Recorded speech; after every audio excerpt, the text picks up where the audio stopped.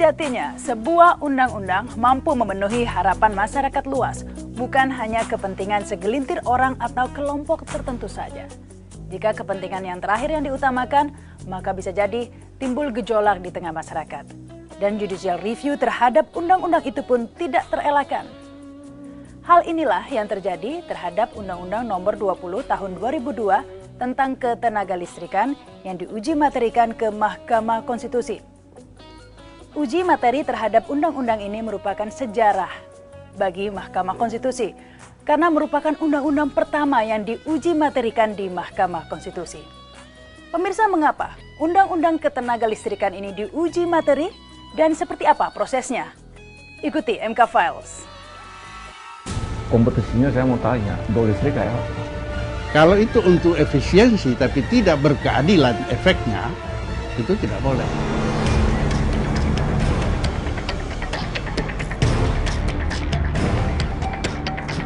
Perusahaan Listrik Negara atau PLN merupakan satu-satunya penanggung jawab ketenagalistrikan nasional. Sesuai dengan Peraturan Pemerintah Nomor 17 Tahun 1972, status PLN ditetapkan sebagai perusahaan umum listrik negara dan sebagai pemegang kuasa usaha ketenagalistrikan atau PKUK dengan tugas menyediakan tenaga listrik bagi kepentingan umum di Indonesia. Dalam tugasnya, PLN menjadi pihak yang memiliki otoritas pengaturan kelistrikan mulai dari hulu hingga hilir. Dengan kata lain, PLN telah lama diberi wewenang melakukan monopoli terhadap penyediaan listrik dan sekaligus pemasarannya ke konsumen di Indonesia. Hal itu diperkuat dengan Undang-Undang Nomor 15 Tahun 1985. Namun pada tahun 1994, pemerintah memberikan kesempatan kepada sektor swasta untuk bergerak dalam bisnis penyediaan listrik. Status PLN sendiri berubah dari perusahaan umum menjadi perusahaan perseroan atau persero, yang sekaligus menjadi pelaku utama dalam menyediakan listrik bagi kepentingan umum di Indonesia. Tahun 2002 lahir Undang-Undang Nomor 20 tentang ketenagalistrikan, yang makin memberikan peluang kepada swasta untuk ikut campur dalam masalah kelistrikan di Indonesia dan berkurang pula peran PLN sebagai operator tunggal kelistrikan. Kehadiran Undang-Undang Nomor 20 Tahun 2002 tentang ketenagalistrikan menggantikan Undang-Undang Nomor 15 Tahun 1985 membawa polemik tersendiri bagi beberapa kalangan. Dalam Undang-Undang Nomor 15 Tahun 1985, jelas ditegaskan ada badan usaha milik negara yang menangani pengelolaan tenaga listrik, mulai dari pembangkit hingga penjualan ke masyarakat. Namun dalam Undang-Undang Nomor 20 Tahun 2002, pembuat undang-undang menetapkan pengelolaan dan penyediaan tenaga listrik dilakukan secara terpisah. Pembuat kebijakan beralasan, dengan restrukturisasi terhadap perusahaan listrik negara dapat meringankan beban anggaran negara dan dapat memberikan harga listrik yang murah kepada rakyat melalui mekanisme kompetisi harga pasar. Namun pembentukan undang-undang tersebut mendapat penolakan dari beberapa kalangan. Tepat saat Mahkamah Konstitusi dibentuk sebagai lembaga peradilan ketatanegaraan, kelompok-kelompok yang memperhatikan perkembangan energi listrik mengajukan permohonan pengujian Undang-Undang Ketenagalistrikan dan menjadi pengujian undang-undang pertama yang ditangani oleh Mahkamah Konstitusi. Kami melihat bahwa Undang-Undang Ketenagalistrikan ini, dulu yang pertama 20, yang kemudian 30, ini kan sebenarnya penjabaran dari kemauan eksternal, yaitu lembaga-lembaga keuangan dunia yang meminjami kita, yang dikomandani oleh IMF, yang kemudian pemerintah itu dipaksa berkomitmen dengan lembaga-lembaga ini dan terutama IMF dalam bentuk letter of intent, ya kan? Itu di mana penjabarannya kemudian dilakukan dengan buku putih yang namanya Power Sector Structuring atau kebijakan pemerintah di sektor ketenagalistrikan, yang intinya kemauan IMF ini, eksternal ini adalah mereka ingin menjadikan listrik ini komersil, bukan seperti sekarang. Jadi di awal letter of intent itu dikatakan bahwa pemerintah Indonesia tidak boleh lagi kemudian mengurusi atau membackup sektor pelayanan publik. Lah untuk PLN kemudian dijabarkan lebih lanjut di dalam buku putih Power Sector Structuring itu, di mana ke depan PLN atau sektor ketenagalistrikan harus dirubah, di mana Jawa Bali yang sudah bisa dikomersilkan atau daerah-daerah yang sudah matang ini diprivatisasi atau dijual instalasi listriknya PLN tadi, bisa ke asing atau lokal yang konglomerat. Kemudian yang luar Jawa itu diserahkan kepada pemerintah. Pada saat itu bilangnya hanya pemerintah, cuman dengan adanya undang-undang otonomi daerah, maka yang dimaksud pemerintah itu pemerintah daerah. Saya tidak bisa menjustifikasi sampai sejauh itu ya. Tetapi mungkin kekurang cermatan kita membuat naskah perundang-undangan yang kalimat per kalimatnya itu menjadi multitafsir. Mungkin menurut pemikir undang-undang tidak sampai sejauh itu. Tetapi kalau diterjemahkan bisa multitafsir bahwa itu terjadi suatu liberalisasi di sektor ketenagalistrikan yang nanti menjadi debatable. Ini saya kira sangat baik. Kemarin sudah diselesaikan oleh Mahkamah Konstitusi, dibatalkan.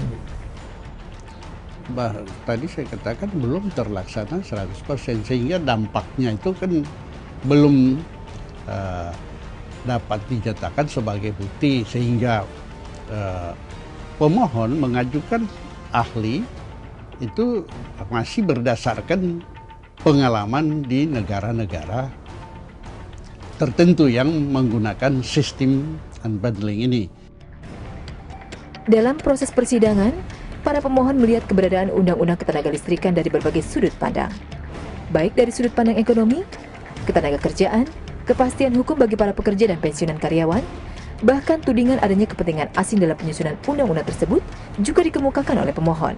Namun pada dasarnya para pemohon mencoba mencari kepastian dan jaminan atas kesejahteraannya, baik untuk para pekerja PLN, pensiunan PLN, dan jaminan untuk mendapatkan energi listrik yang murah.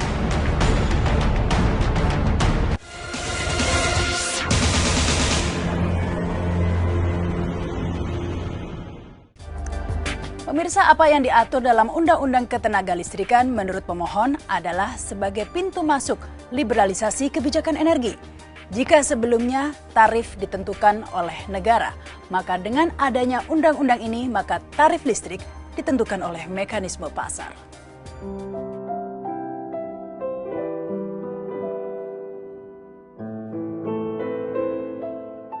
Beberapa lembaga swadaya masyarakat yang menjadi pemohon dalam pengujian Undang-Undang Ketenagalistrikan mempersoalkan mekanisme pembentukan undang-undang tersebut. Selain itu, para pemohon melihat undang-undang tersebut menimbulkan ketidakpastian hukum. Karena selain bertentangan dengan konstitusi, undang-undang tersebut juga bertabrakan dengan norma dalam undang-undang lain, sehingga menimbulkan ketidakpastian hukum.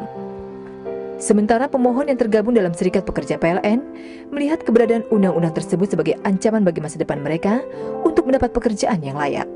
Dengan dibukanya kesempatan privatisasi sektor ketenagalistrikan akan mengakibatkan pemutusan hubungan kerja terhadap karyawan yang bidang kerjanya diambil alih oleh swasta. Ini kan sudah undang-undang ini real ada ya, itu dari awal-awal dulu kami sudah menyiapkan. Kalau toh terjadi PHK, maka formulasinya seperti ini. Itu sudah nggak masalah. Ya untuk ukuran kami sebenarnya sudah cukup lumayan lah. Ya untuk ukuran kami sudah cukup lumayan. Tetapi permasalahannya adalah bukan permasalahan PHK. Sekarang ini ibaratnya mau dihabiskan aja lah karyawan PLN tuh. Udah nggak usah ada karyawan PLN, karena yang kurang ajar misalnya kan. Udah nggak apa. Ya, tetapi ingat ya, memang sebagian ada yang kurang ajar, tapi yang bagus pun banyak kalau soal itu ya. Tapi katakanlah sekarang memang sudahlah di PHK sekian persen, 50% kan. Dan ini memang direncanakan sekarang ini sedang berjalan untuk usaha itu. Tetapi kalau bagi kami nggak masalah ya karyawan, asal kemudian dengan sistem kebijakan sektor ketenagalistrikan yang baru tadi, kemudian harga di ujung, harga konsumen itu kemudian memang murah. Sedangkan bagi pensiunan karyawan PLN, kebijakan pemisahan bidang kerja dalam PLN menjadi perusahaan atau unit-unit terpisah akan merepotkan dalam urusan pembayaran pensiun. Bahkan bila PLN bubar, maka dana pensiun ikut bubar. Pemerintah yang dalam persidangan saat itu diwakili Menteri Energi dan Sumber Daya Mineral, dalam keterangannya menyatakan, sistem yang secara tegas disebutkan dalam undang-undang sebenarnya untuk menyediakan listrik yang murah bagi rakyat. Dengan menyerahkan harga listrik kepada mekanisme pasar, diharapkan terjadi kompetisi harga dari masing-masing penyedia tenaga listrik. Pada prinsipnya, negara dalam hal penguasaan bidang produksi penting adalah sebagai regulator dan pengawas. Dan dalam hal produksi, tenaga listrik dilakukan oleh swasta. Sedangkan negara bertindak sebagai penyedia dan penyalur, regulator satu-satunya dan sebagai salah satu operator utama. Terkait dengan masalah yang timbul dari restrukturisasi PLN seperti masalah ketenagakerjaan dan hak pensiunan, pemerintah telah mengaturnya dalam undang-undang yang lain, seperti Undang-Undang Ketenagakerjaan. Melalui ahli yang diajukan dalam persidangan, pemerintah membantah dalil-dalil pemohon yang menyatakan liberalisasi energi listrik membuat tarif listrik menjadi mahal. Dengan adanya kompetisi itu, maka akan muncul keseimbangan antara suplai dan permintaan. Dengan kompetisi itu, perusahaan juga akan membuat tindakan yang efisien dalam memproduksi tenaga listrik. Hal ini tentu akan membuat konsumen mendapat harga yang bersaing. Tapi listrik, Gimana nanti setelah ini kemudian di Pulau Jawa ini diprivatisasi, dikompetisikan, kayak telepon juga. Kompetisinya saya mau tanya, untuk listrik kayak apa? Yang tadinya satu single NTT oleh PLN, sekarang jadi multi NTT, berbagai macam, jadi instalasinya sama tapi dijadikan keroyokan, kemudian dikompetisikan, di mana murahnya di mana? Jangan bayangkan kemudian pada saat nanti dikompetisikan, kemudian tiba-tiba di depan rumah kita itu ada kawat baru gitu misalnya. Kalau sekarang PLN yang hitam itu, kemudian besok pagi setelah dikompetisikan ada kawat hijau, biru. Nggak seperti itu. Kalau kita sekarang ini sebagai negara berkembang, kemudian terjadi misalnya harga listrik itu dikompetisikan, atau sampai terjadi penguasaan sektor ketenaga listrikan oleh suatu badan usaha tertentu yang tidak bisa dikendalikan oleh pemerintah, itu pasti akan merugikan rakyat. Karena apa? Sektor ketenaga listrikan itu bagi negara yang sedang tumbuh berkembang seperti Indonesia ini memang menjadi economic driven. Dia menjadi tulang punggung untuk menopang industri-industri yang lain. Sehingga di sini kalaupun perlu terjadi memang harus masih disubsidi, nggak apa-apa, karena memang dia menjadi tulang punggung untuk mendongkrak perekonomian nasional gitu. Kalau itu untuk efisiensi tapi tidak berkeadilan efeknya, itu tidak boleh. Harus efisiensi berkeadilan. Zain Bazeber yang pada saat itu merupakan anggota Dewan Perwakilan Rakyat menjelaskan landasan terbentuknya undang-undang tersebut. Kenapa pembuat kebijakan pada saat itu menetapkan Undang-Undang Ketenagalistrikan dengan sistem pengelolaan yang terpisah pada masing-masing unit produksi? Tentu saja pemikiran daripada pemerintah pada waktu itu maupun DPR bukan saja menyangkut pengalaman sistem sebelumnya yang diatur dalam Undang-Undang Nomor 15 Tahun 85 tentang ketenaga listrikan, yang juga belajar dari pengalaman-pengalaman pengelolaan listrik tentunya di berbagai negara yang dianggap dengan posisi kepulauan Indonesia yang sedemikian rupa sehingga terjadi unbundling namanya, pemisahan sistem antara transmisi, distribusi maupun serta pembatasan penguasaan negara. Terhadap keterangan pemerintah, para pemohon berusaha menguatkan dalil-dalilnya dengan mengajukan beberapa ahli untuk meyakinkan majelis hakim terhadap permohonan yang mereka ajukan, dan lebih fokus kepada tataran ideologis, ekonomi, dan pengalaman negara lain dalam menerapkan kebijakan energi listrik. Ihsan Nusdin Nursi, salah satu ahli yang diajukan pemohon, menyatakan norma-norma dalam Undang-Undang Nomor 20 Tahun 2002 bertentangan dengan konstitusi jika penyediaan tenaga listrik diartikan sebagai penyediaan jasa publik. Nursi menambahkan, dengan menyerahkan harga listrik ke mekanisme pasar, yang akan diuntungkan dengan mekanisme tersebut adalah para pemilik modal, dan justru akan menimbulkan kerugian kesejahteraan sosial masyarakat. Negara jika didekati dengan sudut pandang modal, sebenarnya negara tersebut sedang mengalami krisis. Ini tidak boleh kemudian, ya sudah terserah pasar saja, aku melihat saja, nggak bisa. Mengapa? Karena ini unsur strategis tadi. Yang kalau ini kemudian diserahkan kepada swasta, mereka langsung profit oriented. Maunya hadis tadi ini adalah benefit oriented, manfaat. Artinya bahwa dengan listrik ini diharapkan multiplier efeknya. Dengan listrik bisa kemudian mensejahterakan rakyat, dengan listrik bisa mendorong pertumbuhan ekonomi, kemudian mendorong pabrik-pabrik bisa tumbuh, bisa bikin industri macam-macam. Jadi bukan langsung di listriknya, profit orientednya itu, di multiplier efeknya. Sektor industri itu membutuhkan listrik kira-kira antara 5-15%. Nah, 85% untuk biaya produksi itu kan ditanggung swasta. Tetapi kalau harga listrik itu naik, katakanlah menjadi 20% atau 25%, itu tentu akan menyebabkan daya saing produksi kita menjadi lemah. Itu menjadi salah satu faktor yang memang harus diperhatikan.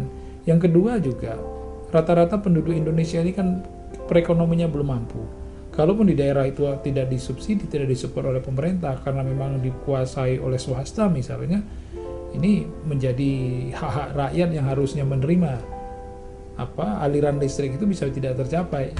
Menurut ahli pemohon Sarifuddin Mahmudsyah, masalah energi listrik nasional muncul akibat perilaku rakyat yang boros. dan sikap pemerintah yang tidak mau mengembangkan potensi energi daerah. Dengan sistem kompetisi harga, maka perusahaan yang menyediakan energi di luar Jawa, Madura, dan Bali tidak akan mampu bersaing.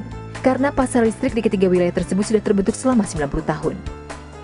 Dengan keadaan seperti itu, siapa yang akan menyediakan energi listrik di daerah lain? Apalagi jika pemerintah tidak memiliki ketersediaan biaya, dan masalah tersebut tidak ada dalam undang-undang. Undang-undang tersebut memiliki semangat kapitalisme dan bertentangan dengan Undang-Undang Dasar 1945. Kompetisi dan pasar bebas didasari oleh semangat imperialisme. Penyediaan energi listrik oleh swasta merupakan kontrak jangka panjang. Dan berdasar pengalaman beberapa negara lain, justru hal tersebut membebani keuangan negara. Banyak negara Eropa dan Asia yang dulu menerapkan privatisasi energi listrik, justru harga listrik menjadi mahal.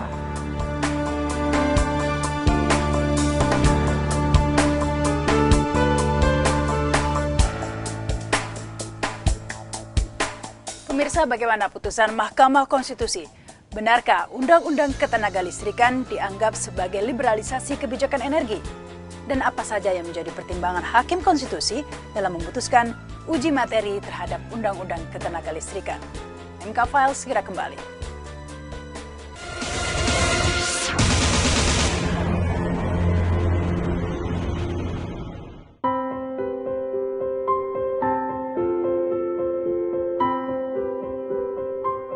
Pemirsa, dalam pengujian materi Undang-Undang Ketenagalistrikan, Mahkamah Konstitusi membuat gebrakan dengan mengabulkan permohonan pemohon dan menyatakan Undang-Undang Ketenagalistrikan bertentangan dengan konstitusi. Tentu ini sebuah keputusan yang fenomenal. Kepentingan umum diselamatkan dengan keputusan ini.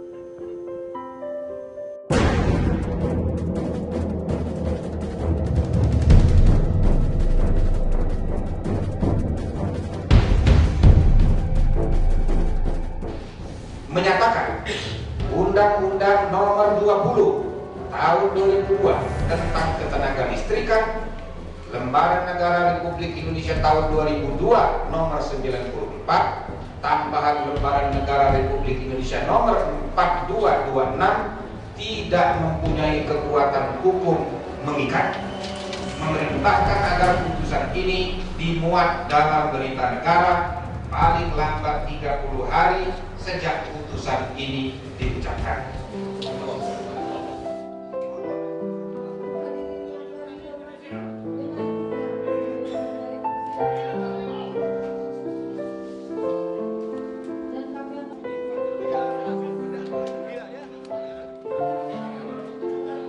Dalam putusan yang dibacakan tadi, ya, untuk pengujian formil pemohon 1 telah ditolak, ya, karena itu berkaitan dengan prosedur pembentukan undang-undang yang di dalam proses persidangan tidak dapat dibuktikan oleh pemohon. Tetapi di dalam permohonan pengujian material, permohonan 3 kelompok pemohon itu dikabulkan seluruhnya. Di dalam pengujian material, sebetulnya yang dimohonkan adalah pembatalan dari beberapa pasal tertentu dari Undang-Undang Ketenagalistrikan, khususnya yang berkaitan dengan 2 hal pokok yang jadi roh atau jantung dari Undang-Undang Ketenagalistrikan, yaitu berkaitan dengan persoalan unbundling, dan yang kedua soal kompetisi pengusahaan tenaga listrik. Mahkamah Konstitusi mempertimbangkan bahwa ketentuan dalam pasal 33 ayat 2 mengenai bumi dan air dan kekayaan alam yang terkandung di dalamnya dikuasai oleh negara dan digunakan untuk sebesar-besar kemakmuran rakyat, itu tidak terpenuhi dengan ketentuan-ketentuan dalam pasal 16, 17 ayat 3 maupun pasal 68 dari Undang-Undang Nomor 20 itu. Yang menarik dicatat di sini, ya, DPR yang memutuskan undang-undang ini adalah anggota DPR yang merupakan mayoritas anggota MPR yang memutus perubahan Undang-Undang Dasar. Nah, nyatanya toh tidak menjamin bahwa dalam pelaksanaan ketentuan Undang-Undang Dasar tersebut, putusan mayoritas anggota MPR ini itu benar-benar sesuai dengan tafsir yang diinginkan oleh Mahkamah Konstitusi untuk ke depan. Itu memang kelihatannya di situ ada ruang atau peluang bahwa terjadi liberalisasi di sektor ketenaga listrikan. Dan itu memang kalau dikaitkan dengan pasal 33 Undang-Undang Dasar 45 kelihatannya bertentangan kalau saya melihat keputusan itu gitu.